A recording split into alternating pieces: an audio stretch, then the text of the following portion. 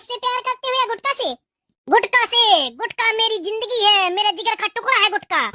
अगर किसी दिन मुझे गुटखा खाने को नहीं मिलता तो मेरी जान निकल जाती है। गुटखा मेरा जिगरी यार है। अच्छा, इतना प्यार करते हो गुटखा से? हाँ, हम मर्दों की पहली पसंद गुटखा है। गुटखा खाने से हमें ताकत मिलती है, प्रोटीन मिलता है, काम करने में मन लगता है।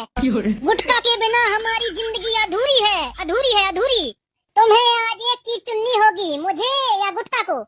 बताओ किसको चुनोगे? ये भी कोई बोलने वाली बात है? गुटखा को चुनूंगा। और मुझे? तू बेवफा हो सकती है, तू धोखेबाज हो सकती है, लेकिन गुटखा कभी धोखेबाज नहीं हो सकता। पुड़िया फाड़ो, मिलाओ और खाओ। अच्छा, गुटखा से इतना प्यार है। ठीक है, तो मैं जाती हूँ अपने मायके।